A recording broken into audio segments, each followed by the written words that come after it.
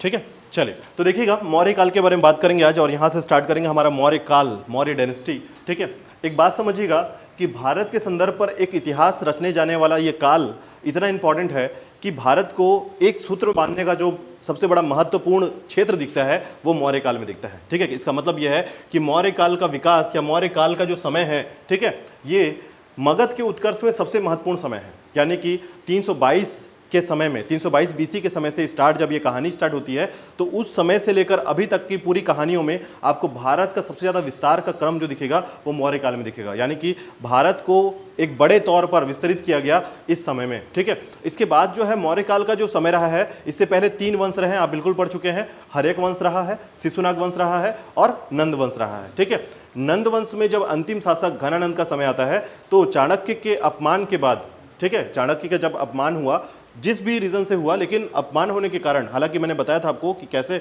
चाणक्य का अपमान हुआ था। ठीक है, और चाणक्य के साथ मिलकर, ठीक है, यानी चाणक्य ने एक व्यक्ति जिसको बहुत इंपॉर्टेंट तरीके से शिक्षा दिया, ठीक है, युद्ध नीति समझाई, और उसके बाद जो है घनानंद से युद्ध होने के बाद इस व्यक्ति का नाम है चंद्रगुप्त मौर्य। ठीक है, और यानी कि चंद्रगुप्त मौर्य के बारे में आप सबसे पहले शुरुआती दौर में पढ़ेंगे, और इसी व्यक्ति ने मौर्य वंश की स्थापना की थी।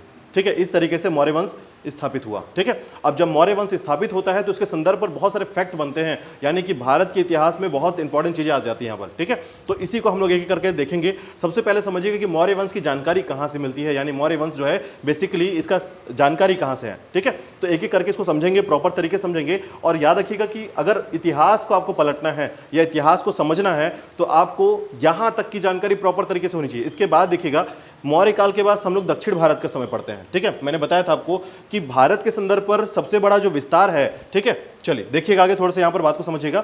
तो मैंने बताया था आपको कल कि भारत के संदर्भ पर जो विस्तार है, तो आप यहाँ पर देख पा रहे हैं कि ये जो है आपका गंधार वाला क्षेत्र है, ठीक है, ये काठियावाड़ वाला क्षेत्र है, ये नेपाल का क्षेत्र है, और ये बंगाल का क्षेत्र है। ठीक है, बांग्लादेश भी इसके अंदर आ जाता था। अब उसके बाद देखिएगा म्यांमार भी आता है, यहां तक है कर्नाटक। ठीक है, ये कर्नाटक का क्षेत्र हो गया, तो ये इसका विस्तार है, लेकिन दक्षिण में इसका विस्तार नहीं है। ठीक है, तो दक्षिण में जो ये कलर अलग दिख रहा है आपको, ग्रीन में दिख रहा है, ये इसका विस्तार नहीं है। ठीक है, इसका मतलब है कि इसी समय में दक्षिण में भी कुछ अलग वंश होता था, तो उसको हम लोग नेक्स्ट टॉपिक में पढ़ने वाले हैं। ठीक है, जिसे कहा जाता है संगम काल। ठीक है, संगम काल याद रखिएगा, मौर्य काल के बाद आप पढ़ेंगे संगम काल, लेकिन दोनों का समय सेम होगा, टाइमलाइन सेम है, लेकिन अलग अलग स्थान है, इसलिए आप इसको अलग अलग स्थान में पढ़ते हैं। ठीक है, तो यहां पर समझिएगा कि जो मौर्य काल है उसका विस्तार समझिए कि भारत में कहां से कहां तक इसका विस्तार है। ठीक है, यानी आप ये कह सकते हैं कि मगध के उत्कर्ष के साथ ही मौर्य काल का एक विस्तार क्षेत्र आपको देखने को मिलता है कि मगध का उत्कर्ष तो हुआ ही, हर्यक वंश से इसका स्टार्ट होता है। ठीक है, हर्यक वंश से इसका स्टार्ट होता है, और उसके बाद शिशुनाग वंश, और उसके बाद नंद वंश जो है यहाँ पर आते हैं, और उसके बाद अंततः जो है यहाँ पर मौर्य वंश आता है, मौर्य डायनेस्टी जो है इसका विस्तार होता है। ठीक है, तो मौर्य वंश के बारे में सबसे पहले आप पढ़ेंगे यहाँ पर कि मौर्य एम्पायर की स्थापना किसने की थी, चंद्रगुप्त मौर्य ने की थी। ठीक है, अब यहाँ पर एक बात याद रखिएगा कि जैसे आप बात करते हैं मौर्य वंश की स्थापना की, तो आपको याद रखना है कि 322 ईसा पूर्व से, ठीक है, 322 ईसा पूर्व से 185 ईसा पूर्व, यानी कि यहाँ पर बीसी का क्रम थोड़ा सा याद रखिएगा कि 322 ईसा पूर्व से और 185 ईसा पूर्व तक ये समय रहा है मौर्य काल का। ठीक है, तो मौर्य काल में एक बात याद रखिएगा कि इसकी जानकारी या स्रोत कहां से मिलते हैं, ये थोड़ा सा याद रखिएगा कि साहित्य के स्रोत क्या हैं या फिर पुरातात्विक स्रोत क्या हैं। ठीक है, साहित्यिक स्रोत बेसिकली क्या होता है कि आप जब लिटरेचर की बात करते हैं, ठीक है, उस समय के जो साहित्य हमको प्राप्त होते हैं, यानी पुस्तक जो प्राप्त होते हैं, ग्रंथ जो प्राप्त होते हैं, इसको हम यहाँ पर साहित्य के तौर पर देखते हैं। ठीक है, और पुरातात्विक स्रोत क्या है, आर्कियोलॉजिस्ट जो लोग हैं उनके द्वारा खोजे गए जो आर्कियोलॉजी का जो मतलब कहना चाहिए कि वस्तु है, ठीक है, जो भी वस्तु उस समय से मिली है, चाहे वो मूर्ति कला हो सकती है, चाहे वो फिर आपका कोई अभिलेख हो सकता है, ठीक है, इंस्क्रिप्शन हो सकता है, तो वो सभी क्या है, पुरातात्विक स्रोत में आते हैं। ठीक है, तो ग्रंथ हो गए आपके साहित्यिक स्रोत, और पुरातात्विक स्रोत क्या है, आपके पुराने समय में, प्राचीन समय के जो वस्तु है, मूर्ति है, ठीक है, अभिलेख है, सिक्के हैं, ये सभी पुरातात्विक स्रोत में आते हैं। ठीक है, तो इन दोनों की जानकारियों के हिसाब से हम कहते हैं कि मौर्य काल जो या मौर्य वंश जो है, इसकी जानकारी जो मिलती है हमको, ये पूरे क्रम पर ये दो मुख्य तौर पर मिलती है। ठीक है, सबसे पहले देखिएगा आपको कुछ नाम याद रखने हैं। पहले नंबर पे आता है आपका साहित्यिक स्रोत में। ठीक है, तो देखिएगा साहित्यिक स्रोत में जो नाम आता है उसमें आप एक बात याद रखिएगा कि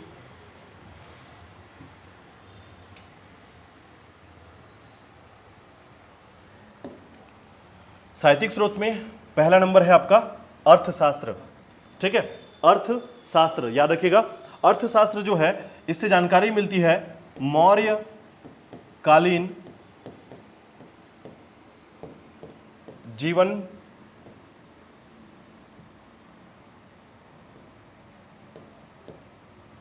ठीक है। मतलब मौर्यकालीन जो पूरा समाज है उसके संबंध में, चाहे मौर्य काल का राजनीतिक स्थिति, सामाजिक स्थिति, आर्थिक स्थिति, आपको सब कुछ मिलता है यहाँ पर अर्थशास्त्र में। देखिए आपको कंफ्यूजन कहाँ पर होता है, यही पूछा जाता है कि अर्थशास्त्र में क्या जानकारी मिलती है, अर्थशास्त्र में मुख्यतः किस बातों का संकेंद्रण है। ठीक है, तो आपके सामने लिखा रहता है आर्थिक स्थिति का, तो आप अर्थशास्त्र तो सोचते होंगे हाँ यही सही है, आर्थिक स्थिति यानी कि इकोनॉमिकल पोजीशन बताया जाता है, इससे सिचुएशन बताया जाता है, तो ये बिल्कुल गलत है। ठीक है, तो आर्थिक स्थिति की जानकारी केवल नहीं मिलती, इससे क्या मिलती है, राजनीतिक, सामाजिक, ठीक है, इन सभी की जानकारी मिलती है कि उस समय का जो समय रहा है उसमें कैसे राजनीतिक स्थिति थी, कैसे सामाजिक स्थिति थी, और उसमें कैसे आपका राजनीतिक और सामाजिक और आर्थिक स्थिति तीनों की जानकारी यहां पर मिलती है। ठीक है, तो याद रखिएगा पहले क्रम पर। उसके बाद देखिएगा इंडिका, किसने, अच्छा अर्थ किसने लिखा है, चाणक्य ने लिखा है। ठीक है, तो बहुत इंपॉर्टेंट व्यक्ति हैं क्योंकि इन्हीं के द्वारा जो है मौर्य काल की स्थापना का कहीं ना कहीं श्रेय जो है इनको जाता है। ठीक है, कारण क्या है, तो युद्ध में आपके चंद्रगुप्त मौर्य का सहायता करना, ठीक है, या फिर उसको उत्साहित करना या फिर उसको तैयार करने का काम पूरा का पूरा किसका है, विष्णुगुप्त का है या चाणक्य का है। ठीक है, याद रखिएगा। चलिए तो देखिएगा इसके बाद आता है इंडिका। इंडिका में भी याद रखिएगा इस समय की राजनीतिक स्थिति और सामाजिक स्थिति की जानकारी मिलती है इंडिका में। किसने लिखा है, मेगास्थनीज ने।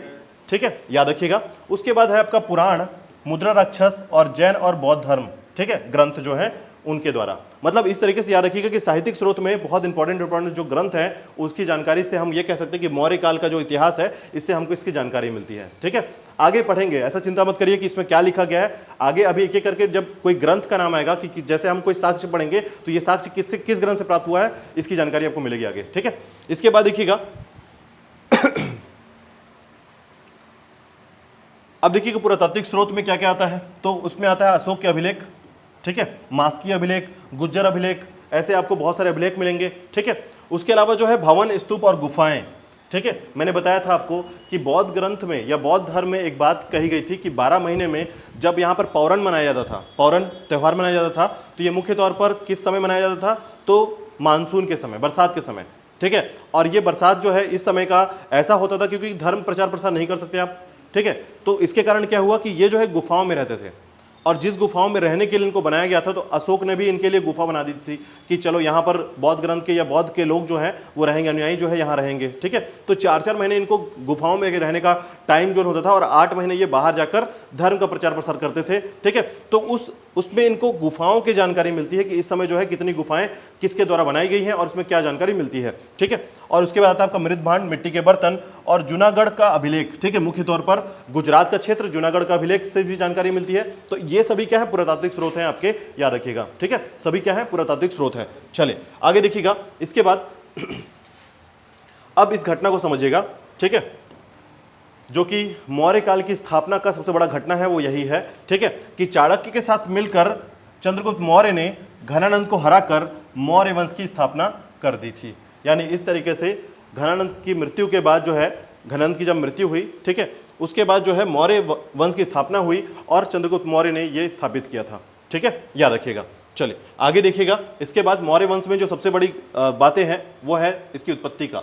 ठीक है, यानी हम पढ़ेंगे, देखिए जनरली हम लोग क्या करते हैं, मौर्य वंश को पढ़ते हैं, मौर्य वंश में ये पढ़ते हैं चंद्रगुप्त मौर्य कौन था, और देन फिर उसके बाद बिंदुसार, फिर देन अशोक, और फिर उसके बाद उसके उत्तराधिकारी और खत्म मौर्य काल। ठीक है, ऐसा नहीं पढ़ना है। मौर्य काल को ऐसा पढ़िए कि आपके दिमाग में कारण पता चल जाए कि मौर्य काल क्यों आया, क्या कारण था उसमें। देखिए कोई भी चीज़ पढ़ने से पहले आपको बताता हूँ, अगर आपको अपने दिमाग में वो टॉपिक रखना है तो हमेशा फैक्ट को जानने से पहले उसका कारण समझ लीजिए। रीजन जानना बहुत जरूरी है किसी भी चीज़ को पढ़ने से पहले। यदि आप उस समय के सिचुएशन और रीजन को समझेंगे तो आंसर आपके पास दिमाग में रहेगा। अब मगध का उत्कर्ष कभी जिंदगी भर नहीं भूलेंगे, क्योंकि मगध क्यों डेवलप हुआ था ये आपके सामने है। लोहे की खोज हो जाना, अच्छी लकड़ियों का मिलना, रथ का निर्माण होना, हथियारों का बनना, ठीक है, हाथी की खोज होना, मतलब हाथी को पालने योग्य बना लेना, ऐसे बहुत सारे कारण है जो मगध के पास था, बाकी किसी महाजनपद के पास नहीं था। और उसके अलावा सबसे इंपॉर्टेंट चीज़ है कि यहाँ पर जो राजा रहे हैं वो सभी महत्वाकांक्षी रहे हैं, वो दूसरी जगह पर आक्रमण करके, युद्ध करके अधिक से अधिक क्षेत्रों को विस्तार करने लगे थे। बाकी क्षेत्र का नाम सुना आपने कि किसी ने किसी और को जीता? महाजनपद काल में किसी भी महाजनपद को पढ़ा आपने कि हाँ इसने उस पर आक्रमण किया, उसको जीत लिया? सिर्फ मगध के बारे में आप पढ़ते हैं यहाँ पर, ठीक है। तो इसका कारण यह है कि यहाँ पर महत्वाकांक्षी राजा हमेशा हुए और चारों वंश में आपको सर्वाधिक महत्वाकांक्षी राजा यहाँ पर मिलेंगे, ठीक है।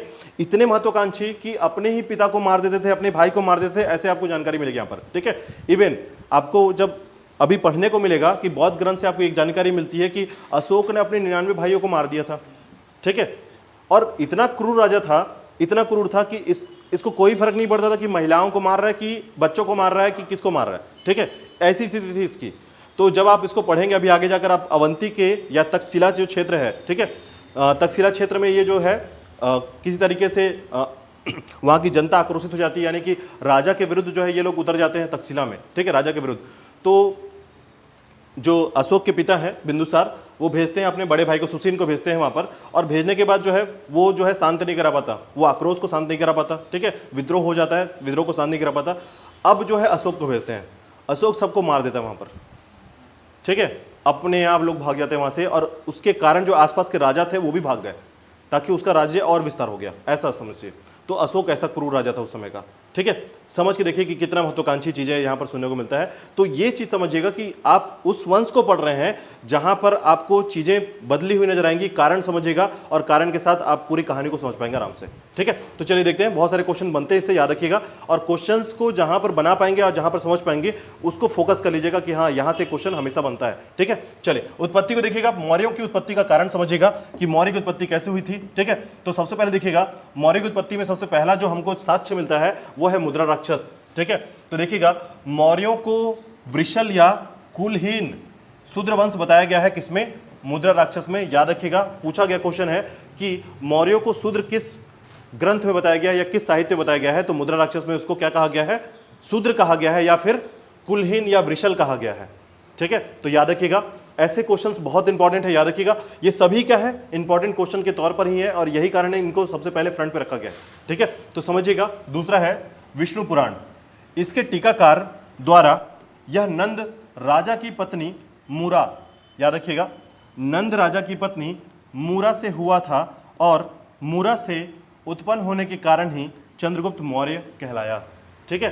तो ये हालांकि देखिए विष्णु पुराण में लिखा गया है, और ये टीकाकार, देखिए मैं आपको एक बात बताता हूँ, विष्णु पुराण में नहीं लिखा गया, प्रॉपर तरीके से नहीं लिखा गया है। ये कहाँ लिखा गया है?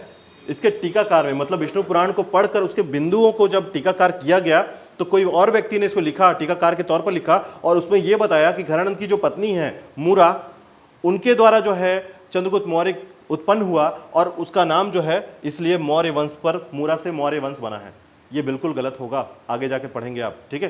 क्यों गलत हो सकता है? देखिए, चंद्रगुप्त मौर्य जो है घरानंद की जो बेटी है दूरधरा, उसके साथ विवाह करते हैं, ठीक है। तो आगे जाकर दूरधरा से विवाह होगा, ये तो पॉसिबल ही नहीं है कि आप इसको पढ़ पाए। लेकिन अगर आपसे पूछा जाता है कि मूरा या फिर इस कहानी के बारे में, तो आप जो है इसको याद रखिएगा कि विष्णु पुराण के टीकाकार के तौर पर यह जानकारी मिलती है, ठीक है। तो साक्ष्य के तौर पर आप इसको वसूल रहे हैं, ये बस बात याद रखिएगा, ठीक है। चलिए आगे देखिएगा, नंदों को शूद्र जाति का माना जाता है। यहां पर ऐसा कहा गया है कि नंद जो है, नंद वंश जो है, ये शूद्र जाति के थे, ऐसा माना जाता था, ठीक है। तो ये बस एक फैक्ट है जो कि आपके दिमाग में होना चाहिए कि सबसे पहला कि मौर्य को क्या कहा गया है? शूद्र कहा गया है, ठीक है। कुलहीन कहा गया है, किसमें कहा गया? मुद्रा राक्षस में, याद रखिएगा। दूसरा, विष्णु पुराण के टीकाकार के तौर पर जो नंद वंश के घनानंद थे, उनके पुत्र के तौर पर कहे गए हैं चंद्रगुप्त मौर्य, ठीक है। और तीसरा याद रखिएगा कि नंदों को शूद्र जाति का भी माना गया है इस समय का, ठीक है। चलिए आगे देखिएगा, हाँ बोलिए। हाँ बुक है, ठीक है, अभी आगे पढ़ेंगे, डिटेल में पढ़ेंगे, पूरी जानकारी मिलेगी, ठीक है। देखिएगा, बृहद कथा मंजरी, कथा सरित सागर, ठीक है, नाम याद रखिएगा। शूद्र जाति के या निम्न जाति के बताए गए हैं, तो आपको अधिकांश चीजें याद रखिएगा, इसमें शूद्र जाति के चीजों पर ही मिलेगा कि जो जितने साहित्य हैं उसमें क्या मिल रहा है? शूद्र जाति के, ठीक है। तो जो शूद्र जाति है, ये सामान्य तौर पर यह कहा गया है कि ये जो वंश है, मौर्य वंश है, वो शूद्र जाति के थे। लेकिन याद रखिएगा, हम लोग यहां पर अलग अलग साक्ष्यों के साथ चलेंगे, ठीक है। क्योंकि देखिए, बृहद कथा मंजरी और कथा सरित सागर जो है, ये भी एक राइटर के द्वारा लिखा गया है, ठीक है। ये सभी क्या है? रचना है, और रचना यानी पुस्तकों में जानकारी जो मिलती है उस समय की सिचुएशन के हिसाब से मिलता है, ठीक है। लेकिन मुख्य साक्ष्य वही होता है जो अभिलेखों में जानकारी मिलेगी या उस समय जो लिखा गया है वो है, ठीक है। तो याद रखिएगा, इसमें मुद्रा सागर, मुद्रा राक्षस और वृहत कथा मंजरी और कथा सरित सागर जो है इसमें शूद्र जाति के बताए गए हैं मौर्य वंश को। ठीक है, चंद्रगुप्त मौर्य को याद रखिएगा, नाम याद रहेगा, मुद्रा राक्षस और वृहत कथा मंजरी। ठीक है, वृहत कथा मंजरी और सरित सागर। ठीक है, कथा सरित सागर। ठीक है, अब देखिएगा ब्राह्मण साहित्य, याद रखिएगा ब्राह्मण साहित्य में मौर्यों को शूद्र वर्ग का माना गया है। तो अब फिर देखिए ये ब्राह्मण में भी क्या कहा गया है, शूद्र जाति का कहा गया है, याद रखिएगा। ठीक है, तो अभी तक आपके दिमाग में तो बैठ गया कि ये शूद्र जाति से थे। अब देखिएगा आगे अब कौन कौन सी जानकारी मिलती है। अब सामान्य मान्यता जो कि उस समय जो है सबसे इंपॉर्टेंट है, तो समझिएगा यूनानी साहित्य। यूनानी साहित्य इसलिए जरूरी है, याद रखिएगा, क्योंकि जब घनानंद का जो समय था, ठीक है, उस समय सिकंदर आया हुआ था, ठीक है, आक्रमण के तौर पर आया था, तो उसके साथ यूनानी कुछ इतिहासकार भी आए थे और उन्हीं इतिहासकारों के द्वारा, याद रखिएगा, चंद्रगुप्त मौर्य को अलग अलग नाम से जाना गया है। ठीक है, एंट्रोकोटस, सेंट्रोकोटस। ठीक है, इन नाम को याद रखिएगा, आगे पढ़ेंगे, लेकिन फिलहाल याद रखिएगा साक्ष्य और जस्टिन के अनुसार, ठीक है, जो मुख्य साक्ष्य एविडेंस है और जस्टिन के अनुसार जो है मौर्य सामान्य कुल से संबंधित थे, ऐसा माना गया है यूनानी साहित्य में। ठीक है, तो यूनानी साहित्य में याद रखिएगा कि यूनानी साहित्य में साक्ष्य के अनुसार और जस्टिन कौन है, व्यक्ति हैं, याद रखिएगा, ये कौन है, यूनानी इतिहासकार हैं।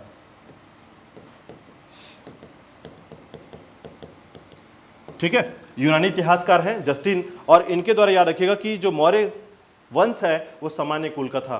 ठीक है, सामान्य कुल का मतलब होता है क्षत्रिय कुल।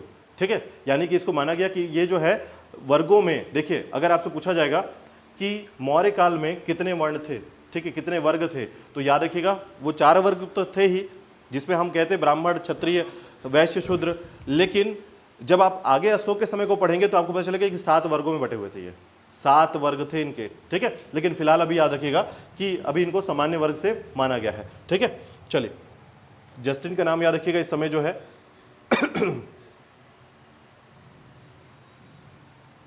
चलिए देखिएगा क्षत्रिय वर्ग से संबंधित मान्यताएं। ठीक है, अभी तक शूद्र से पढ़ा आपने।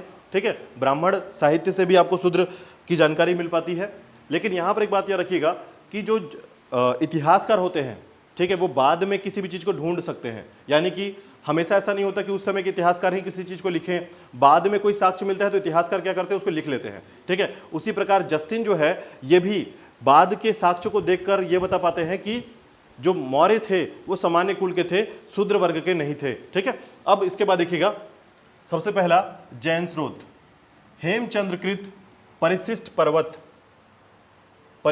पर्वत में चंद्रगुप्त मौर्य को मोर पालने वाले समुदाय के मुखिया का पुत्र कहा जाता है, इसलिए मोर से क्या बन गया, मौर्य बन गए। ठीक है, पीकॉक समझ रहे ना, मोर पालने वाले। ठीक है, तो याद रखिएगा ये भी इंपॉर्टेंट है कि आपके उत्पत्ति का स्रोत जो है ये देखा गया है कि किस तरीके से जैन स्रोत में या जैन के अनुसार जो है, जैन धर्म के अनुसार जो है जानकारी जो मिलती है कि हेमचंद्रकृत जो है परिशिष्ट पर्वत में चंद्रगुप्त मौर्य को मोर पालने वाले समुदाय के पुत्र के तौर पर या मुखिया के पुत्र के तौर पर देखा गया है या समझा गया है। ठीक है, इसके बाद देखिएगा बौद्ध स्रोत में क्या कहा गया है, महापरिनिर्वाण के बाद बुद्ध के अवशेषों की मांग मौर्य द्वारा किया गया था। ठीक है, यानी आपको मैंने बताया था कि बौद्ध को जब गौतम बुद्ध को जैसे ही शरीर त्यागते हैं वो अपना, ठीक है, महापरिनिर्वाण होता है, तो उनके शरीर के अंश को 8 भागों में रखा गया है। ठीक है, तो 8 भागों में रखने के लिए इसको समझिएगा कि कौन लेना चाहेगा उसको या कहाँ रखना चाहेगा, तो मौर्यों ने मांगा था। ठीक है, तो याद रखिएगा जब मौर्य उसको लेते हैं तो इसका मतलब है वही ले सकता है जो क्षत्रिय हो, याद रखिएगा, मतलब इसका जो साक्ष्य है वो ऐसा है कि आप किसी भी शूद्र के, ठीक है, जैसे मान लीजिए एग्जाम्पल के तौर पर कि मौर्य वंश शूद्र वंश होता तो ये क्षत्रिय का अंश नहीं ले सकता था। ठीक है, उस समय के समाज ऐसा अलाउ नहीं करती है। बात समझ में आ रहा है कि यदि गौतम बुद्ध के जो अवशेष हैं उनको 8 अवशेषों में बांटा गया था, ठीक है, जानकारी है आप लोग को, और 8 जगहों पर स्थापित किया गया है। ठीक है, उसी में से एक अवशेष को किसने लिया था, मौर्य वंश ने, और ये जो है बिहार के मगध में स्थापित किया गया है, पाटलिपुत्र में। ठीक है, तो पाटलिपुत्र में जो पटना है वहां पर आपको स्थापना इसकी मिलेगी, और किसने स्थापित किया था, मौर्य वंश ने स्थापित किया था। इसका मतलब यह है कि अवशेष कौन ले सकता है, केवल क्षत्रिय ही ले सकता है, क्योंकि क्षत्रिय का अवशेष क्षत्रिय ले सकता है। ठीक है, बात समझ में आ रहा है, तो ये साक्ष्य के तौर पर माना गया है। तो उस साक्ष्य को समझिएगा कि महापरिनिर्वाण के बाद बुद्ध के अवशेषों की मांग मौर्यों ने की थी, और यह साक्ष्य को इंगित करता है कि मौर्य जो है क्षत्रिय वंश थे, क्योंकि बुद्ध भी क्या थे, क्षत्रिय थे। ठीक है, चलिए नेक्स्ट अब देखिएगा अंतिम एक पॉइंट है कि सर्वमान्य मत क्या है, विद्वान मौर्यों को क्षत्रिय वंश ही मानते थे। यानी इस तरीके से लास्ट जो है डिफाइन होता है कि मौर्य क्या थे, क्षत्रिय वंश थे। ठीक है, चलिए आगे देखिएगा। इसके बाद आता है सबसे पहला चंद्रगुप्त मौर्य। ठीक है, इनकी कहानी को समझते हैं, देखते हैं क्या है, जानकारी मिलती है इनके बारे में। तो चंद्रगुप्त मौर्य समझिएगा कि एक ऐसा व्यक्ति, ठीक है, जिनको समझिए कि शिक्षा, दर्शन, युद्ध कला, जो सभी चीज़ें एक सामान्य तौर पर मिल जाती है तो एक राजा कैसे बनता है, यानी आप ये समझ सकते हैं कि चाणक्य ने एक राजा को कैसे बनाया। तो इसकी पूरी कहानी जो है आपको इस चंद्रगुप्त मौर्य के जीवन परिचय में मिल सकती है कि किस तरह से एक सामान्य व्यक्ति को, या सामान्य, हालांकि इसको सामान्य व्यक्ति नहीं कह सकते हैं, कहीं ना कहीं उसमें महत्वाकांक्षा रही होगी। ठीक है, लेकिन आप ऐसा कह सकते हैं कि एक शिक्षक जो है किस तरीके से किसी व्यक्ति को कहां से कहां पहुंचा देता है, उसका एक उदाहरण आपको यहां पर मिल जाएगा। ठीक है, अब समझिएगा कि चंद्रगुप्त मौर्य जो है 322 से 298 ईसा पूर्व का समय रहा है इसका। ठीक है, अब देखिएगा मौर्य साम्राज्य के संस्थापक कहलाते हैं चंद्रगुप्त मौर्य। ठीक है, याद रखिएगा चंद्रगुप्त मौर्य जो है ये मौर्य वंश के संस्थापक है, और साथ ही साथ याद रखिएगा कि प्रथम भारतीय साम्राज्य स्थापित करने वाला, ठीक है, विलियम जोन्स का नाम याद रखिएगा कि विलियम जोन्स ने 1973, ठीक है, 1973 में सेंट्रोकोडस की पहचान चंद्रगुप्त मौर्य के तौर में की थी। ठीक है, तो ये थोड़ा सा याद रखिएगा, सेंट्रोकोडस और एंट्रोकोडस, ये दो शब्द हैं जो आपको बार बार सुनने को मिलेगा। ठीक है, सेंट्रोकोडस और एंट्रोकोडस। ठीक है, इसमें आप याद रखेंगे कि सबसे पहले अच्छा, ये 1973 नहीं होगा, 1793 है। ठीक है, नाम याद रखिएगा और डेट याद रखिएगा, 1793, विलियम जोन्स। ठीक है, सर विलियम जोन्स ने सबसे पहले जो है यह ज्ञात किया था कि जो एंट्रोकोडस और सेंट्रोकोडस हैं, ठीक है, ये जो सेंट्रोकोडस है नाम याद रखिएगा, और एक है आपका एंट्रोकोडस। ये दो नाम मिलेंगे जो कि यूनानियों ने दिए थे इनको। ठीक है, यूनानी में कौन कौन अगर नाम याद रखेंगे तो एंट्रोकोडस नाम आपको मिलेगा प्लाटास के द्वारा, प्लाकार्ट्स। ठीक है, प्लाकार्ट्स ने यूनानी इतिहासकार है, उसने चंद्रगुप्त मौर्य क्या कहा है, एंट्रोकोडस कहा है। ठीक है, याद रखिएगा प्लाकार्ट्स नाम है उनका, और एक नाम याद रखिएगा जस्टिन,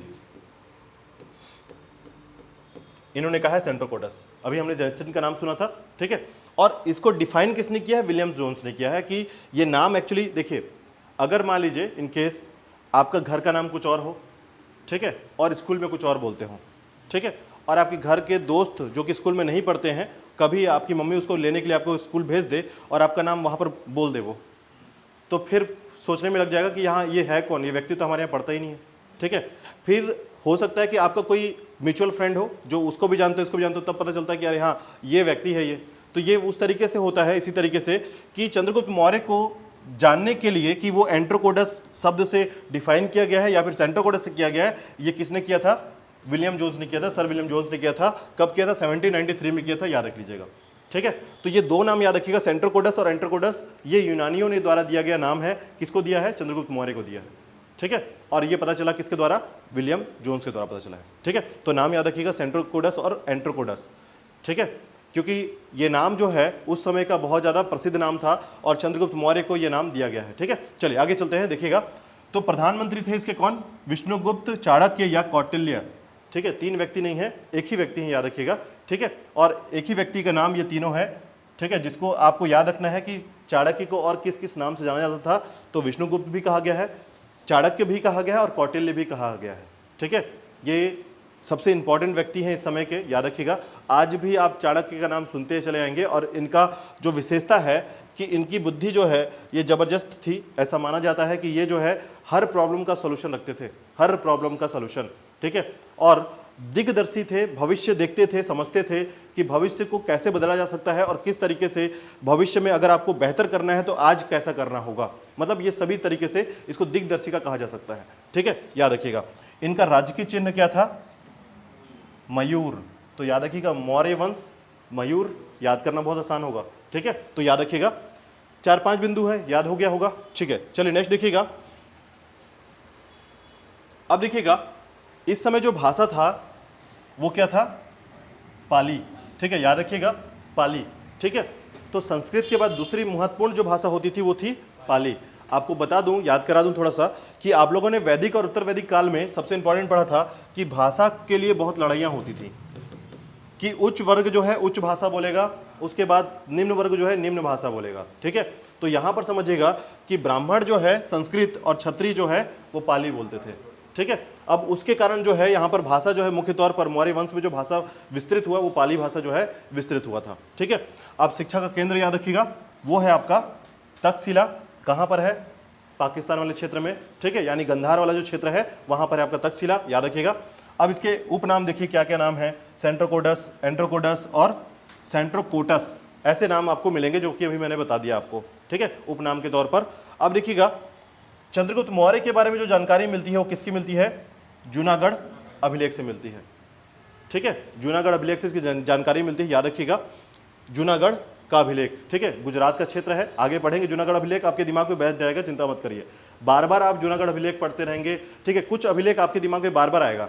ठीक है, इसका कारण यह है कि पूरा भारत का इतिहास ही अभिलेखों में लिखा गया है और अभिलेख के कारण ही आपको बहुत सारी चीजें साक्ष्य के तौर पर याद रखनी होती है। ठीक है, जूनागढ़ अभिलेख हो गया, हाथी गुम्फा अभिलेख हो गया, एहोल अभिलेख हो गया, प्रयाग प्रशस्ति हो गया, इनका नाम आपके दिमाग में होना चाहिए, परमानेंट होना चाहिए। ठीक है, चलिए इसका विवाह याद रखिएगा। विवाह तो एक से अधिक महिलाओं के साथ हुआ था, लेकिन मुख्य तौर पर आप हेलेना का नाम याद रख लीजिएगा इसमें। ठीक है, दूरधरा। ठीक है, तो सॉरी, हेलेना का नाम आप थोड़ा सा याद रखेंगे, यहाँ पर सबसे इंपॉर्टेंट है। और दूरधरा का नाम भी आपको याद रखना है क्योंकि मैंने बताया था आपको कि घनानंद की पुत्री, ठीक है, घनानंद की पुत्री दूरधरा से भी इनका विवाह हुआ था, याद रखना है। ठीक है, हेलेना कौन थी? अभी आपकी कहानी में आएगी हेलेना कौन थी, तो आपको सबको समझ में आ जाएगा। क्योंकि अगर आपने अशोक जैसा सीरियल देखा होगा, ठीक है, देखा है, तो वो कहानी से आपको बहुत सारी चीज़ें आज सीखने को मिलेगा। क्योंकि सीरियल जो है या कोई भी मूवीज़ देखने से एक फ़ायदा आपको होता है कि कम से कम को रिलेट कर पाते हैं, आप याद कर पाते हैं चीज़ों को। ठीक है, तो यहाँ पर थोड़ा सा नाम याद रखिएगा, हेलेना के साथ विवाह हुआ था। ठीक है, चलिए आगे देखिएगा। नेक्स्ट है आपका, सेल्यूकस ने अपने राजदूत मेगास्थनीस को चंद्रगुप्त के दरबार में भेजा था। ठीक है, सेल्यूकस कौन है? Seleucus Nicator. ठीक है, तो आपको जानकारी होगा कि मैंने बताया था कि जब सिकंदर वापस जा रहा था, ठीक है, तो कुछ क्षेत्रों को, ठीक है, अच्छा, सेल्यूकस निकेटर और निर्याकस, दो नाम आप याद ऐसे कर सकते हैं कि सेल्यूकस निकेटर और दूसरा निर्याकस, ये दोनों जो है सेनापति थे। ठीक है, याद रखिएगा, सेनापति थे। एक आपका ये था स्थल सेना का और ये है आपका जल सेना। लेकिन सिकंदर जाते समय क्या किया कि उसने स्थल सेना को खुद से, ठीक है, खुद से लेकर चला गया वो स्थल सेना का, और जल सेना को निर्याकस को दे दिया कि बोला कि आप इसका आप लेकर जाओ इधर को। ठीक है, तो इस तरीके से सेल्यूकस निकेटर जो है ये रह गया कहां पर? आपके तक्षशिला क्षेत्र में। आपका कुछ क्षेत्र जो कि सिकंदर जो जीता था उन क्षेत्रों को। ठीक है, तो याद रखिएगा पाकिस्तान, अफगानिस्तान और उन कुछ क्षेत्रों को जो कि सिकंदर ने जीता हुआ था, उस क्षेत्रों का पर कौन राज करता था? गवर्नर के तौर पर सेल्यूकस निकेटर करता था। ठीक है, और सेल्यूकस निकेटर जो है फिर से आक्रमण करेगा कब? चंद्रगुप्त मौर्य को। ठीक है, आगे पढ़ेंगे इसको। लेकिन यहां पर याद रखिएगा कि चंद्रगुप्त मौर्य जो है उसने जब सेल्यूकस निकेटर को हराया, ठीक है, याद रखिएगा, अभी मैं बता दे रहा हूं कि वो आक्रमण किया और सेल्यूकस निकेटर को हरा दिया था। ठीक है, यानी सेल्यूकस निकेटर के दिमाग में एक बात आई थी कि क्यों ना मैं अपने मालिक या स्वामी जो कि सिकंदर है उसकी अंतिम इच्छा पूरी करूं विश्व विजेता के तौर पर। ठीक है, और विश्व विजेता के तौर पर उसने फिर से आक्रमण किया मगध की तरफ। ठीक है, और चंद्रगुप्त मौर्य का दरबार जो है या चंद्रगुप्त मौर्य के पास अब सैनिक शक्ति बहुत इंपॉर्टेंट हो गई थी। ठीक है, घनानंद की जितनी शक्ति थी ट्रांसफर हो गई चंद्रगुप्त मौर्य के पास, और इस तरीके से चंद्रगुप्त मौर्य भी बहुत पावरफुल हो गया था और उसने सेल्यूकस निकेटर को हरा दिया। ठीक है, हराने के कारण अब क्या हुआ देखिए, सेल्यूकस निकेटर को हराया। अब यहां पर समझिएगा कि जैसे ही सेल्यूकस निकेटर को हराता है तो उसकी पुत्री से विवाह करता है, हेलेना से। ठीक है, पहली बात याद रखिएगा। दूसरा, अब सेल्यूकस निकेटर ने क्या किया? 4 प्रांत जो है वो गिफ्ट किया किसको? चंद्रगुप्त मौर्य को। ठीक है, ये भी याद रखिएगा। ठीक है, याद रखेंगे कि 4 प्रांत जो है किसको दिया गया? चंद्रगुप्त मौर्य को दिया गया। तो चंद्रगुप्त मौर्य ने भी बोला कि ठीक है, एक काम करते हैं, हाथी देते हैं आपको। तो 500 हाथी दे दिया उसको, किसको? सेल्यूकस निकेटर को। बात समझ में आ गई यहां तक कहानी? ठीक है, आगे पढ़ेंगे इसको, डिटेल में पढ़ेंगे जब बाहरी आक्रमण फिर से पढ़ेंगे यहां पर। ठीक है, लेकिन यहां पर याद रखिएगा अभी चंद्रगुप्त मौर्य के बारे में सामान्य बातें पढ़ रहे हैं। तो यहां पर देखिएगा उसी के साथ सेल्यूकस निकेटर ने बोला कि अपने दरबार में यूनानी एक महत्वपूर्ण व्यक्ति को भेज दिया जिसका नाम था मेगास्थनीस। ठीक है, तो पूछा जाता है कि चंद्रगुप्त मौर्य के दरबार में कौन आया था? तो याद रखिएगा मेगास्थनीस आया था, और इसी ने क्या लिखा है? इंडिका लिखा है, याद रखिएगा। ठीक है। तो मेगास्थनीज ने इंडिका लिखा है, चंद्रगुप्त मौर्य के दौरान भेजा था किसने? सेल्यूकस निकेटर ने भेजा था, याद रखिएगा। ठीक है, चलिए नेक्स्ट देखिएगा, वृद्धावस्था समझते हैं इसका। देखिएगा अंततः जो है चंद्रगुप्त मौर्य जो है वो भद्रबाहु से बहुत ज्यादा प्रभावित था।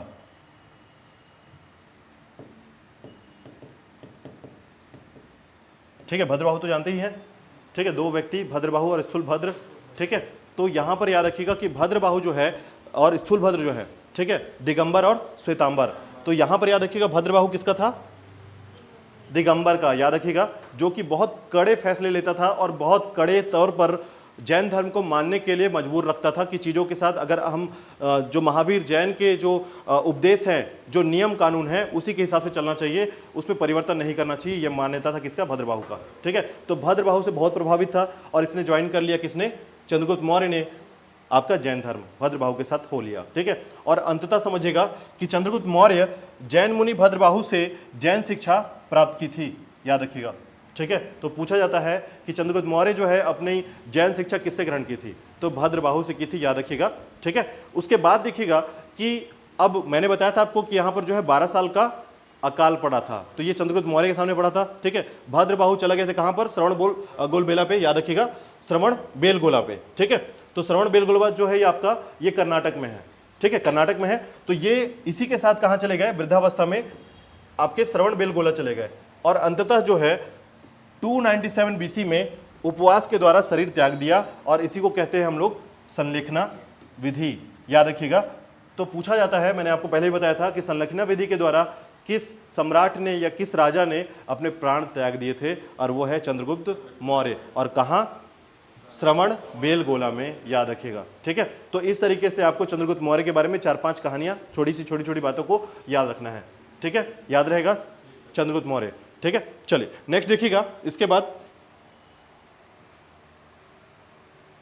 आता है आपका मौर्य वंश में, जिसमें हम एक युद्ध की बात करेंगे जो कि उस समय में चंद्रगुप्त मौर्य के समय में जो घटनाएं घटी थी उसके बारे में है। ठीक है, सबसे पहले देखिएगा सेल्यूकस से युद्ध हुआ था 305 ईसा पूर्व में। ठीक है, याद रखिएगा 305 ईसा पूर्व में, और ये जो है बीसी के समय में हुआ था। ठीक है, अब देखिएगा कि बैक्ट्रिया के विजय के बाद सिकंदर के भारत विजय के अधूरे सपने को पूरा करने का काम करने की लालसा जो है ये सेल्यूकस निकेटर के दिमाग में था।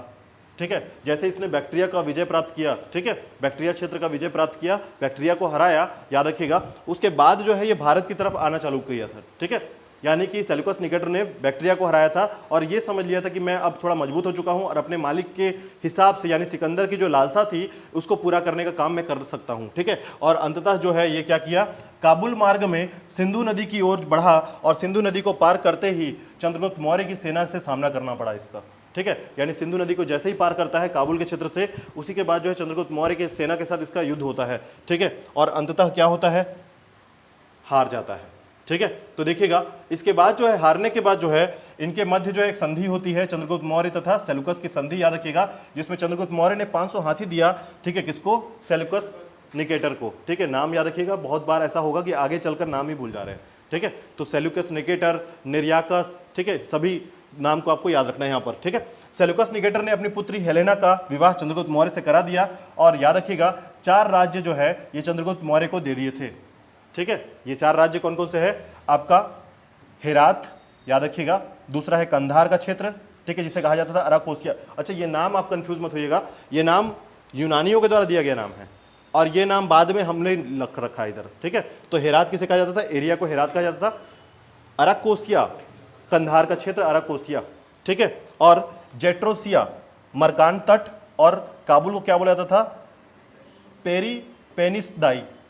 ठीक है, पेरिपेनिसदाई, याद रखिएगा, काबुल का क्षेत्र। तो ये आपका यूनानी के द्वारा दिया गया है। ठीक है, यूनान के द्वारा, क्योंकि सिकंदर जो था यूनानी था। तो आपको ये जो 4 नाम मिलेगा, लेकिन आपको याद क्या करना है? हेरात, कंधार, मरकान और काबुल। आसान है। ठीक है, तो ये नाम याद रखिएगा कि जो 4 राज्य किसको मिले थे? चंद्रगुप्त मौर्य को मिले थे। ठीक है, बदले में चंद्रगुप्त मौर्य ने क्या दिया? 500 हाथी दिया। और सेल्यूकस ने क्या क्या दिया? आप समझिए संधि में क्या क्या हुआ है। संधि में दिया था सेल्यूकस ने सबसे पहले अपनी पुत्री का विवाह करा दिया। ठीक है, दूसरा 4 राज्य दे दिया, तीसरा मेगास्थनीस को भेज दिया। अब हारा है ना, ज्यादा देगा ये। ठीक है, तो इसने ये जैसे हारता है तो हारने के बाद जो है अधिक से अधिक चीजों को, यहां पर संधि जो होती है ये हमेशा जीतने वाले के हिसाब से होती है। ठीक है, अब देखिए चंद्रगुप्त मौर्य ने यह बात बोली होगी कि दोबारा हम पर आक्रमण नहीं होना चाहिए, तो इसका प्रूफ कैसे दें? तो एक काम कीजिए, अपनी पुत्री का विवाह कर दीजिए। अब कैसे मारेंगे अपने ससुराल वाले को? ठीक है, तो इस तरीके से क्या होता है कि कहीं ना कहीं राजा के दिमाग में भी एक बात होती है, क्योंकि देखिए कोई युद्ध लड़ना नहीं चाहता। ऐसा नहीं कि आप एक बार हार गए फिर दोबारा आएंगे फिर तिबारा आएंगे, ऐसा मैं हमेशा यही काम करते रहूंगा कि आपको हराते रहूं, ऐसा नहीं करूंगा मैं। ठीक है, तो मैं ऐसा कोशिश करूंगा कि आप दोबारा मेरे पर आक्रमण ना करें। ठीक है, तो कोशिश मैं ये करूंगा कि आप जो है इस तरीके से दबे रहें हमेशा। अपनी पुत्री का विवाह करने से वो सबसे ज्यादा दबने का स्थिति यहाँ पर पैदा होता था। ठीक है, क्योंकि अपनी पुत्री के यहाँ और खासकर पुत्री के पति को कोई नहीं मारेगा अब। ठीक है, दामाद हो गया, अब नहीं मारेगा, तो इसका मतलब यह है कि अब जो है स्थिति जो है अब बैलेंस रहेगी। अब वो बोलेंगे कि अब ही एक समझौता बना हुआ है। ठीक है, और हमेशा जब भी कोई दिक्कत होगा तो इधर हेलेना को पीट सकते हैं। ठीक है, तो इसका मतलब ओवरऑल क्या है कि लड़ाई यहां पर नहीं होगी। अब ओवरऑल मतलब युद्ध नहीं होगा। इससे क्या होता है, एक तरीके से नुकसान नहीं होगा। ठीक है, क्योंकि हमेशा युद्ध में क्या होता था, अधिक से अधिक सैनिक मरते हैं। ठीक है, तो इसका मतलब यह है कि युद्ध जो है, हालांकि राजाओं को युद्ध पसंद था, ऐसा नहीं कि युद्ध नहीं करते थे, लेकिन जीतने के बाद दोबारा युद्ध करने की क्षमता उनमें नहीं होती थी कि बार बार उनसे युद्ध करें। ठीक है, तो कोशिश ये की जाती थी कि ये संधि कर लें, और संधि में हमेशा किसकी शर्त होती थी, जो जीतने वाला जो राजा होता था उसका शर्त रखा जाता था। ठीक है, तो इस तरीके से जो है यहाँ पर शर्त पूरा होता है। और हमेशा देखिएगा ऐसा आपको बहुत बार मिलेगा कि विवाह का एक संबंध जो है हमेशा युद्ध के बाद एक संधि में जरूर होता था। ठीक है, आपको भारत के इतिहास में ऐसा देखने को लगातार मिलेगा। ठीक है, तो याद रखिएगा 500 हाथी दिए। ठीक है, एक पॉइंट बहुत अच्छे से याद रखिएगा, ये जो घटना है युद्ध का, ये सेल्यूकस निकेटर के साथ है। ठीक है, चंद्रगुप्त मौर्य के जब युद्ध हुआ, ठीक है, सिंधु नदी के पार क्षेत्र में, तो वहां पर जो है सेल्यूकस निकेटर हार गया, और हारने के बाद जो है लगभग 4 चीजें जो है वो देता है। पहला, अपनी पुत्री का विवाह कर देता है। ठीक है, दूसरा जो है आपको याद रखना 4 राज्य दे दिया, और अब उसके दरबार में किसको भेज दिया है, मेगास्थनीज को भेज दिया है। ठीक है, ये 3 चीजें तो बहुत अच्छे से याद रखिएगा। ठीक है, रिटर्न में क्या मिला है उसको, 500 हाथी मिला है, ताकि आप भी खुश रहें। ठीक है, तो अब इस तरीके से जो है चंद्रगुप्त मौर्य जो है 303 ईसा पूर्व की जो संधि हुई है उसको थोड़ा सा याद रखिएगा। ठीक है, चलिए आगे देखते हैं। अब इसके बाद देखिएगा चंद्रगुप्त मौर्य के साम्राज्य का विस्तार। ठीक है, अब देखिए इस मौर्य के विस्तार को समझिएगा कि कहां से कहां तक है इसका विस्तार। ठीक है, तो सबसे पहले देखिएगा कि यदि हम लोग इसके मैप को देखें,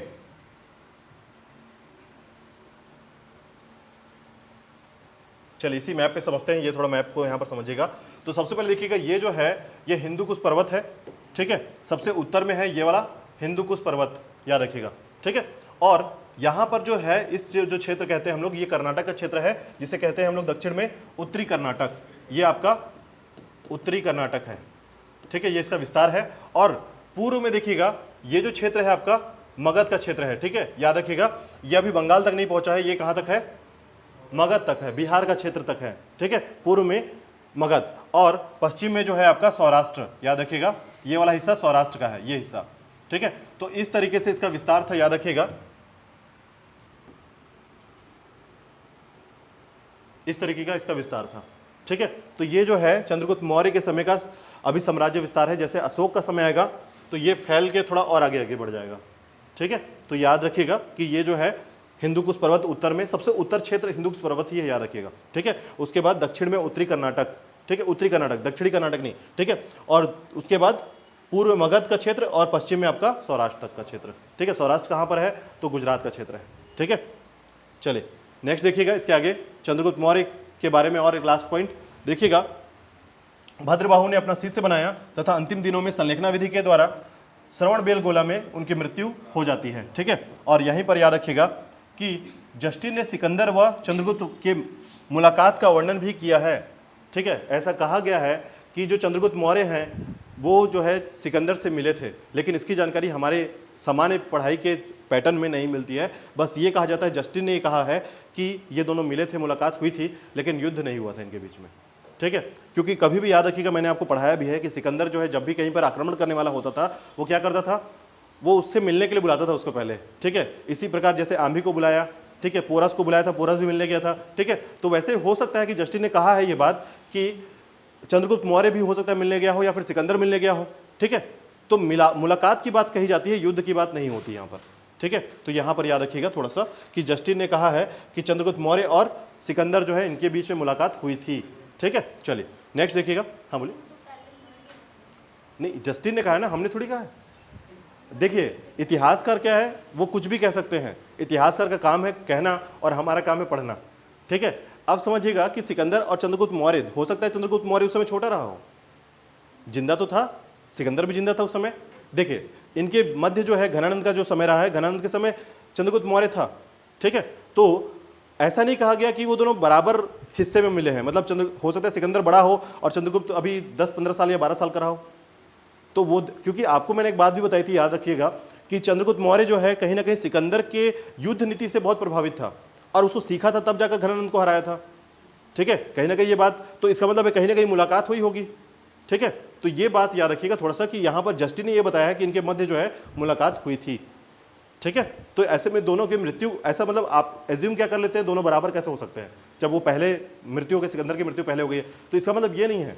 सिकंदर यहाँ 19 साल रहा है, 19 महीने रहा है भारत में, 19 महीने, ठीक है। अब उस 19 महीने के तौर पर आप इसको समझ सकते हैं कि 19 महीने रहने का मतलब है कि यहाँ पर जो चंद्रगुप्त मौर्य है, ठीक है, हो सकता है वो किसी और नाम से उससे मिला हो सकता है उसकी जानकारी, क्योंकि सिकंदर ऐसा नहीं था कि महिलाओं को मारता था, बच्चे को मारता था, ऐसा नहीं था। उसका जो रणनीति था वो बहुत सम्माननीय था, ठीक है। वो मतलब अगर आप उसके बारे में पढ़ेंगे थोड़ा सा तो आपको कुछ अच्छी चीजें मिलेगी, ठीक है। इवन वो तो अपने आप को देवता भी मानने लगा था, एक समय आ गया था जब बोलता था सिकंदर कि मैं ही देवता हूं, ठीक है। तो ये जो चीज है ये कहीं ना कहीं लोगों के, इतिहासकारों के किताबों में, ग्रंथों में मिल जाती है हमको, ठीक है, कि सिकंदर की स्थिति में, हाँ हाँ हाँ हाँ हाँ हाँ, उसी से घनानंद को हराया था, ऐसा इतिहासकारों का कहना है, ठीक है। कि चाणक्य ने भी, जब देखिए चाणक्य का जो समय रहा है वो घनानंद के समय रहा है, ठीक है। तो चाणक्य जब घनानंद से मिलता है या उससे बात करता है तो घनानंद उसकी अपमान कर देता है, मतलब अपमान करने का मतलब है कि हमें मत सिखाओ युद्ध क्या करना है और हमें किसको एक साथ रखना है, ठीक है। मतलब एक स्टेटमेंट समझिएगा कि चाणक्य का दिमाग क्या था उस समय, ये कह रहा था कि बाहरी आक्रमण हो सकता है और अगर आप इस तरीके के जीवन में, भोग विलास में या किसी तरीके से आप अपने राज्यकारी स्थिति में अच्छे से काम नहीं करते हैं या लोग के साथ एकजुट नहीं होते हैं, तो हो सकता है कि आपका आधा साम्राज्य जो है वो किसी और का हो जाए, ठीक है। और ऐसी बातों से घनानंद को ठेस पहुंच गया, घनानंद ने अपमान कर दिया किसका, चाणक्य का, और अपने दरबार से, भरे दरबार से निकाल दिया बाहर, ठीक है। और बोला कि यहां से नहीं, हमारे पूरे साम्राज्य से बाहर निकल जाओ, ठीक है।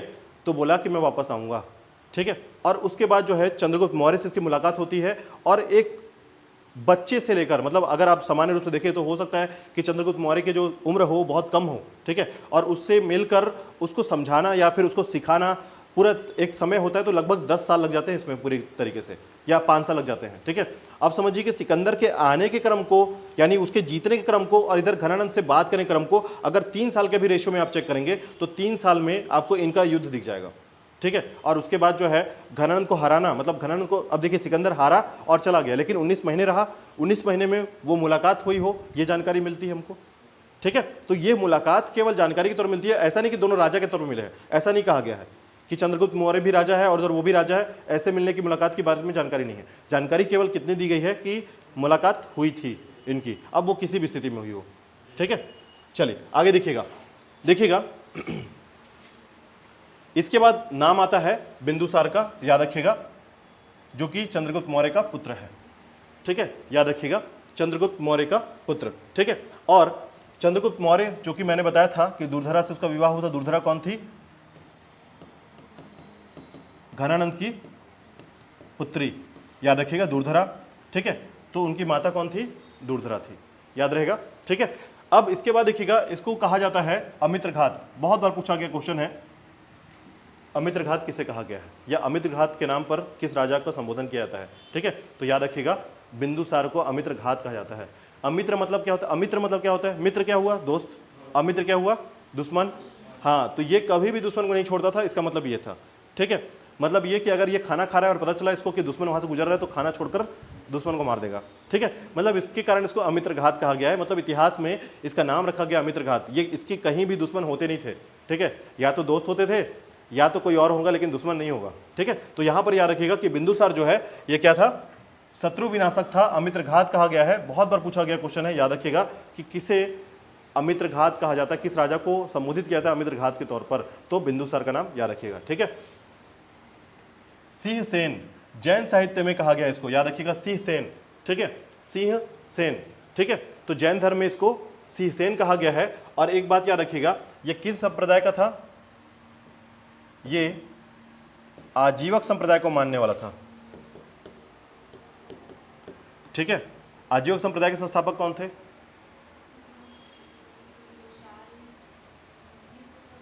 हाँ, मोगलीपुत्र, ठीक है, याद रखिएगा। तो यहां पर याद रखिएगा कि आपको ये छोटी छोटी बातें याद रखनी है, ठीक है, क्योंकि ये जो है यही चीज कनेक्ट करता है एक दूसरे को और क्वेश्चन भी यहीं से बनते हैं, ठीक है। तो याद रखिएगा, तो याद रखिएगा सीसेन कहा गया जैन साहित्य में, और साथ ही साथ याद रखिएगा कि जो माता है वो दुर्धरा है जैन साहित्य के अनुसार, याद रखिएगा, ठीक है। चलिए आगे देखिएगा, इसके बाद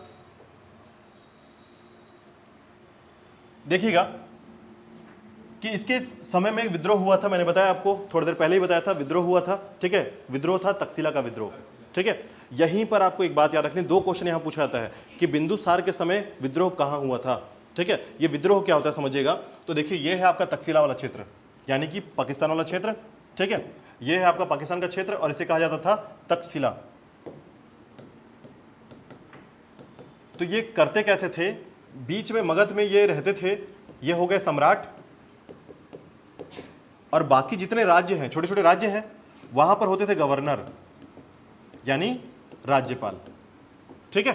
क्लियर है कि कैसे शासन करते थे, जैसे हमारे यहाँ दिल्ली में प्रधानमंत्री, राष्ट्रपति सभी दिल्ली में, और बाकी हर राज्य में क्या है, राज्यपाल और मुख्यमंत्री हैं, ठीक है। इस तरह शासन होता था। तो तक्षशिला में भी यही सिस्टम था, लेकिन यहाँ का जो क्षेत्र था, इस क्षेत्र में बगावत हो गया, विद्रोह हो गया, वहां के राज्यपाल को या जो भी शासक था वहां पर, जो कि इसके अंडर रहता था, किसके, मगध के अंडर होता था, उसके साथ विद्रोह कर दिया गया, उसको मार दिया गया, और साथ ही साथ जनता आक्रोशित हो गई है, ठीक है। मतलब अब जनता का मतलब है नहीं कि सामान्य जनता है, इसका मतलब है कि कुछ विशेष ग्रुप है जो कि राजा को हटाना चाहता है वहां का, ठीक है, जैसे नक्सलाइट कह सकते हैं हम एक तरीके से, ठीक है। तो वहां के लिए, तक्षशिला के लिए क्या हुआ कि कुछ ग्रुप थे जो उनको मार दिए और उसके बाद उस क्षेत्र में विद्रोह कर दिए, ठीक है, और बोल दिए कि हम आजाद हो जाएंगे, अब हमको मगध से कोई मतलब नहीं, हम अपना आजाद राज्य रखेंगे। अब चूंकि ऐसा होना, इसका मतलब ये समझिएगा कि यदि अगर ऐसा कोई राज्य हमारा ऐसा कर दे कि हम अपना अलग, तमिलनाडु ऐसा करता रहता है, देखिए कभी तमिलनाडु जो है वो ऐसा बोलता है, या आंध्र प्रदेश कभी ऐसा बोलता है कि हम भारत से संग में नहीं रहेंगे, तो हम तुरंत क्या कर देंगे, आर्मी डिप्लॉय कर देंगे वहां पर। तो उसी प्रकार क्या है कि तक्षशिला में बिंदुसार ने अपने बड़े बेटे को भेजा, नाम था सुसीन, नाम याद रखिएगा, पहली बार में सुसीन को भेजा गया था, ये बड़ा बेटा है, ठीक है। अब सुसीन क्या किया, पहुंचा वहां पर तक्षशिला में और देखा कि विद्रोह है, कोशिश किया, बट इससे पॉसिबल नहीं हो पाया, यानी कि विद्रोह जो है ये संभाल नहीं पाया और वापस आ गया, ठीक है। अब यहीं पर आता है अशोक, मतलब यहीं पर एंट्री होती है अशोक की, और कैमरा जूम करते हैं अशोक को, ठीक है। और अशोक जो है पहुंचता है तक्षशिला के पास, समझिएगा, और उसके बाद जो तलवार दोनों हाथों से निकालता है और सबको साफ करता चला जाता है, ठीक है। जितने विद्रोही थे सब साफ, और अंततः जो है उसकी लड़ाई को देखकर वहां के आसपास के जो और भी राजा थे वो भी वहां पर चले गए, जो सपोर्ट करते तक्षशिला के विद्रोहियों को, ठीक है, वो भी भाग गए, और अंततः जो है तक्षशिला फिर से वापस किसके अंडर आ गया, मगध के अंडर आ गया, ठीक है। इस तरीके से याद रखिएगा। चलिए थोड़ा देखते हैं। तो सबसे पहले देखिएगा कि इसे दबाने के लिए सुसीन को भेजा गया, जिसमें वह असफल हुआ, ठीक है, और बाद में अशोक को भेजा गया। अशोक उस समय कौन था, याद रखिएगा, अशोक जो है ये भी एक गवर्नर था, राज्यपाल था, कहाँ का, ये पूछा जाता है, याद रखिएगा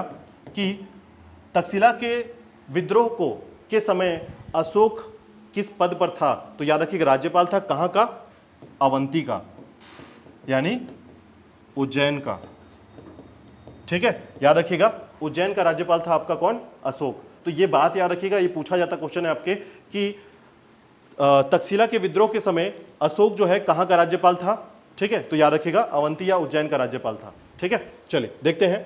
इस घटना के बाद कहा जाता है, यानी अशोक को भेजा गया और अशोक जो है सफल हो गया, सभी को साफ कर दिया, और बहुत क्रूर तरीके से, याद रखिएगा बहुत क्रूर तरीके का राजा था ये शुरू में, ठीक है।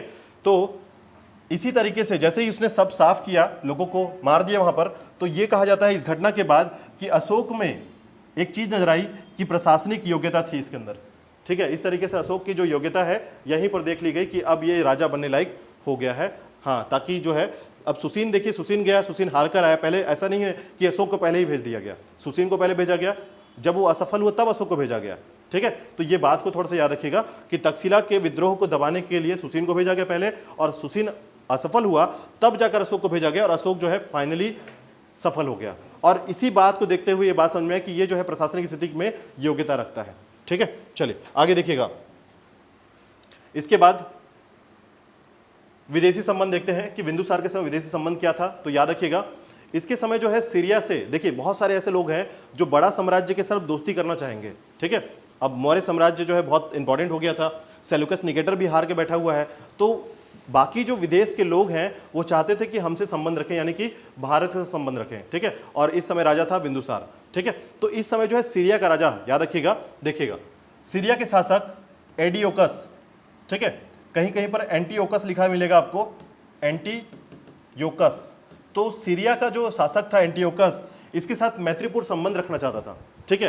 तो मैत्रीपूर्ण संबंध यानी दोस्ती करना चाहता था। तो दोस्ती का जो तरीका होता है उसको समझिएगा कि दोस्ती में आप क्या करते हैं, कुछ कुछ आदान प्रदान करते हैं, ठीक है। अभी जैसे अमेरिका गए थे मोदी जी, तो उन्होंने वहां पर भी काफी कुछ दिया था, ठीक है। हीरा जो हमारी लेबोरेटरी बना हुआ है गुजरात में, वो गिफ्ट किया था, ठीक है। तो ऐसे बहुत सारी चीजें गिफ्ट की जाती है दोस्ती के तौर पर। तो ये परंपरा हमारी बहुत पुरानी है, ठीक है। तो यहीं पर समझिएगा कि मैत्रीपूर्ण व्यवहार था जिसमें उन्होंने, अब देखिए यहां पर क्या होता है, यहां पर क्वेश्चन भी पूछा जाता है और यहां पर आपको याद भी रखना है, ठीक है। तो यहां पर क्या है, अपने दरबार में उन्होंने अपने राज दरबारी को भेजा, किसने, एंटीओकस ने। एंटीओकस ने हमारे बिंदुसार के दरबार में भेजा था, ठीक है। तो बिंदुसार से जब वार्तालाप होता है तो पूछा जाता है कि आपके सीरिया में सबसे फेमस क्या है, ठीक है, सीरिया में सबसे ज्यादा फेमस क्या है। तो बताता है वो जो राज दरबारी था, वो बोलता है कि हमारे यहाँ जो है, जो मदिरा है बहुत फेमस है, ठीक है, शराब जो है बहुत फेमस है, और मीठी अंजीर जो है, सूखी अंजीर जो है, अंजीर तो जानते ही होंगे आप, ये भी बहुत फेमस है, और दार्शनिक बहुत फेमस है हमारे यहाँ का, यानी कि जो दार्शनिक हैं, व्यक्ति हैं, वो बहुत फेमस है, ठीक है। तो फिर बिंदुसार बोलता है कि ठीक है, मैं पत्र लिखकर राजा, सीरिया के राजा एंटीओकस से इन तीनों को मंगा लेता हूँ, ठीक है। और ये क्या करता है, फाइनली पत्र लिखता है, और पत्र लिखते ही ये तीनों को मंगाता है। लेकिन जब एंटीओकस का जवाब आता है तो ये बोलता है कि आप बिल्कुल मदिरा रख लीजिए, मदिरा बहुत ज़्यादा रख लीजिए, सूखी अंजीर रख लीजिए, बस दार्शनिक हम नहीं दे सकते। इसका कारण ये है कि हमारे यूनानी या सीरिया के जो नियम कानून है उसमें दार्शनिकों को बेचा और खरीदा नहीं जा सकता है, और इसी तरीके से हम इसको भेज नहीं सकते, ठीक है। इस तरीके से दार्शनिकों को नहीं भेजा गया था, ठीक है। लेकिन एक बात याद रखिएगा, पूछा जाता है कि बिंदुसार ने सीरिया के राजा से क्या क्या चीज मंगाई थी या वस्तु मंगाई थी, निम्न में से वो वस्तु नहीं मिली थी। तो दार्शनिक जो है, व्यक्ति हैं, वो नहीं मिले थे, ठीक है, याद रहेगा। तो विदेशी संबंध में याद रखिए, किसके साथ विदेशी संबंध था, सीरिया के साथ, ठीक है। तो दिमाग में रहेगा सीरिया जो क्षेत्र है, ठीक है। तो सीरिया जो है आज के टाइम पे सबसे ज्यादा बुरा देश कहा जाता है, क्योंकि यहाँ पर लोकतंत्र जो है स्थापित ही नहीं हो पा रहा है, लड़ाइयाँ बहुत लगातार हो रही हैं। अब सीरिया के बारे में आप सुना होगा आपने, ठीक है। वहाँ पर अमेरिका और रशिया दोनों के आर्मी डिप्लॉय होते हैं सीरिया में, ठीक है। लगातार जो है ऐसी स्थिति रहती है कि किसी के घर में कौन सा बम फूटने वाला है पता ही नहीं चलता, सीरिया की स्थिति ऐसी है, ठीक है। तो विश्व में आज भी सीरिया जो है बहुत ज़्यादा ऐसी जिंदगी जी रहा है जिसमें इंसानों की जो है स्थिति बहुत खराब है, ठीक है। सीरिया के बारे में जब आप पढ़ेंगे तो आपको पता चलेगा कि युद्ध के सबसे भीषण जंजाल में फंसा हुआ सीरिया देश, ठीक है। और वहाँ के लोग जो हैं जीवन को जीने के लिए उनको ये नहीं पता होता कि कल हमारी मृत्यु हो जाएगी, ऐसी स्थिति है, ठीक है। लेकिन याद रखिएगा कि इससे पहले ऐसा नहीं था। इससे पहले जो है सीरिया के साथ जो है हमारी मैत्रीपूर्ण संबंध थी, और बिंदुसार ने 3 वस्तुएं जो है मंगाई थी, मदिरा, सूखी अंजीर, ठीक है, यहाँ पर सूखी अंजीर लिखी हुई है, कभी कभी मीठी अंजीर आपको सुनने को मिल सकता है, ठीक है। और उसके बाद दार्शनिक, लेकिन दार्शनिक को छोड़कर बाकी दोनों वस्तुओं को भेजा गया था, याद रखिएगा, ठीक है। चलिए आगे देखिएगा, नेक्स्ट है आपका मौर्य वंश में। एक बात और याद रखिएगा कि मिस्र के राजा, ठीक है, मिस्र के राजा टॉलमी द्वितीय या फिलाडेल्फस ने एक दार्शनिक डायमेकस नामक व्यक्ति को बिंदुसार के दरबार में भेजा। तो देखिए अभी दोस्ती कैसे बढ़ रही है, सीरिया ने नहीं भेजा था, अब मिस्र के राजा ने सोचा कि मैं दोस्ती बढ़ा लूँ आगे, ठीक है। तो इस तरीके से बोला कि ठीक है सर, अभी मैं, आप वो नहीं भेज पाया, मैं भेज दे रहा हूँ आपके पास, एक दार्शनिक ही तो चाहिए ना, ठीक है, डायमेकस को भेज दे रहा हूँ, ठीक है। और इस तरीके से डायमेकस को उसने भेज दिया। और इस तरीके से याद रखिएगा कि मिस्र के राजा टॉलमी द्वितीय जो है, ठीक है, टॉलमी द्वितीय जो है, जिनको कहा जाता है फिलाडेल्फस, ठीक है, ये एक दार्शनिक डायमेकस को भेजे थे। तो याद रखिएगा डायमेकस जो है ये बिंदुसार के दरबार में भेजा गया था, इंपॉर्टेंट है, ठीक है। तो याद रखिएगा ये बात, क्योंकि पहले में सीरिया के साथ संबंध है, वो बताया जाता है कि सूखी अंजीर और मदिरा भेजा गया, दार्शनिक भेजा, बोला तो गया था दार्शनिक भेजने के लिए, लेकिन नहीं भेजा गया था, ठीक है, उसके अपने नियम कानून होते हैं। लेकिन टॉलमी द्वितीय या फिर फिलाडेल्फस, ठीक है, फिलाडेल्फस जो है ये था मिस्र का राजा। तो याद रखिएगा जिसने भेजा था डायमेकस को, तो डायमेकस जो है ये मिस्र का था, याद रखिएगा, ठीक है। डायमेकस आपने पहले भी सुना है, मैंने आपको बताया था कि दरबार के तौर पर आपको कुछ नाम याद रखने हैं कि कौन कहां से दरबार में आया था। तो ये था विदेशी संबंध, और इसकी मृत्यु जो है बिंदुसार के 273 ईसा पूर्व में हो जाती है, ठीक है, क्लियर है यहां तक। अब इसके बाद है अशोक का समय। अब देखिएगा अशोक का जो समय है, ठीक है, ये आप में अपने आप में बहुत अचंभित वाला समय है। इसका कारण ये है कि अब जो है लड़ाई का समय चालू होता है, ठीक है। अशोक चूंकि अशोक आ चुका है तो आपको पता होगा कि जब अशोक आया तो फिर सब क्रूरता बढ़ने लगेगा, ठीक है। तो सबसे पहले सुनने को मिलता है कि अशोक का जो जन्म हुआ, ठीक है, और जन्म के बाद देखेंगे आप इसको कि जब आप इसके बारे में पढ़ेंगे तो पूरी जानकारी इसके साथ सुनने को मिलेगा आपको, और हम लोग इसको जो है कल कवर करेंगे, ठीक है। कल के टॉपिक में होगा आपका ये, अभी हमारा छत्तीसगढ़ का टॉपिक भी स्टार्ट करना है हमको, ठीक है। तो कल हम अशोक के टॉपिक को पढ़ने वाले हैं और अशोक जो है ये कल कंप्लीट हो जाएगा, यानी अशोक के बारे में जितने भी कल के, देखिए आज का टॉपिक आपने जितना पढ़ा था उसमें 40 क्वेश्चन बनने की संभावना है, 40 क्वेश्चन केवल चंद्रगुप्त मौर्य और बिंदुसार के समय से, ठीक है। याद रखिएगा 40 क्वेश्चन बनेंगे और इन 40 क्वेश्चन के तरीके को आप समझिएगा। इतने ही क्वेश्चन जितना आप पढ़ रहे हैं अलग से एक भी नहीं बनेगा, मतलब ऐसा नहीं कि यहाँ से बाहर से कुछ उड़ कर आ जाएगा, ठीक है। इतिहास जितना पढ़ रहे हैं आप बहुत विस्तार पढ़ रहे हैं, बहुत समझ कर पढ़ रहे हैं, ठीक है। और अगर आपके दिमाग से ये उड़ रहा है तो उसको पकड़ने की कोशिश कीजिएगा, भूलना नहीं है बिल्कुल कि साइरस द्वितीय कौन था, डेरियस प्रथम कौन था, दारा प्रथम के नाम से जाना गया है, ठीक है। उसके बाद फिर आपको यूनानी हक्कामनी वंश का याद रखना है, मकदूनिया के शासक कौन थे, फिलिप के बारे में आपको याद रखना है, ठीक है। तो ऐसे करके कहानियों के साथ जोड़ जोड़ कर चलिए, यकीन मानिए आपका इतिहास बहुत अच्छा होने वाला है, ठीक है। इतिहास का हर एक बिंदु जो है ये बहुत अच्छा चलेगा, आपके दिमाग में वो पिक्चर चलते रहना चाहिए जब भी आपको कुछ चीज़ें बताई जाती हैं तो, ठीक है। तो याद रखिएगा बिंदुसार का जो समय रहा है उसमें 2 विदेशी जो मैत्रीपूर्ण संबंध दिखेंगे आपको, एक दिखेगा आपको सीरिया के साथ, दूसरा दिखेगा मिस्र के साथ, ठीक है। हालांकि और भी देशों के साथ थी, लेकिन मुख्य तौर पर जो कि आदान प्रदान का काम होता है उसमें सबसे ज़्यादा यही देखा जाता है कि कोशिश ये की जाती है कि क्या क्या चीज़ें यहाँ पर ट्रांसफर हुआ है, या मैत्रीपूर्ण संबंध के तौर पर सूखी अंजीर मदिरा मिला, ठीक है। दार्शनिक नहीं मिला तो मिस्र के राजा जो है फिलाडेल्फस ने उसने भेज दिया, ठीक है, डाइमेकस को भेज दिया, ये भी इंपॉर्टेंट फैक्ट है, ठीक है। इस तरीके से 40 क्वेश्चन आपके दिमाग पे रहना चाहिए इस पे, ठीक है। तो कल हम लोग पढ़ेंगे अशोक के बारे में। अशोक का टॉपिक है अपने आप में बहुत ज़्यादा इंपॉर्टेंट है, क्यों? क्योंकि इसमें 40 नहीं, इसमें 60 क्वेश्चन अकेले बन सकते हैं, ठीक है। इसका कारण ये है कि अकेले इतने सारे घटनाएं घट गई हैं अशोक के समय में, ठीक है, जितनी भी घटनाएं। अब सोचिए, आप ऐसा सोच के देखिएगा कि एक ऐसा राजा जो बहुत क्रूर है, अचानक से हृदय परिवर्तन हो जाता है उसका, ठीक है, वो पूजा पाठ करने लग जाता है, मतलब अलग ही तरीके का उसका व्यवहार हो जाता है, बोलता है कि मैं तलवार नहीं उठाऊंगा, अब किसी को नहीं मारूंगा, और उसके बाद एक सद्भावना वाले जीवन को जीना चालू कर देता है, प्रजा के लिए बहुत अच्छा सोचकर चलता है, सभी कुछ अच्छा हो जाता है। तो देखिए उसने अपने शुरुआती समय में कैसे जीवन जिया था और उसके बाद फिर बाद में कैसे जीता है, वो भी अपने आप को एक इंपॉर्टेंट तथ्य बनता है, ठीक है। साथ ही साथ अभिलेखों का निर्माण करने में सबसे ज़्यादा जो हाथ है वो याद रखिएगा वो है आपका अशोक का। यानी सबसे पहले अगर प्रजा के लिए किसी ने अभिलेख लिखा है तो वो अशोक ने लिखा है, इससे पहले अभिलेखों की जानकारी आपको भारत में तो बिल्कुल नहीं मिलेगी, ठीक है। ऐसा राजा जो प्रजा के लिए जब कोई इन्फॉर्मेशन देना हो तो उस इन्फॉर्मेशन को देने के लिए अभिलेख लिखवा देता था। जैसे आज देखें आप कि कोई गांव के बाहर एक शिलालेख होता है, ठीक है, और उसमें लिखा रहता है कि स्वागत है इस गांव में, और उसके बाद इतना किलोमीटर का रोड है यहाँ पर और इतना सभी जानकारी वहाँ पर लिखी जाती है। तो हर प्रजा के लिए उनकी जानकारी वहाँ पर वैसे लिखी जाती थी, ठीक है। अभिलेखों का मतलब सबसे पहले शुरुआत जो है इस तरीके का प्रजा के लिए वो अशोक ने किया था, ठीक है। तो कल पढ़ने वाले हम लोग इसको, कल अशोक का टॉपिक खत्म हो जाएगा और साथ ही साथ संगम काल हम लोग स्टार्ट करेंगे, ठीक है। चलिए मतलब कुछ नहीं होता है, नाम होता है ये, ठीक है।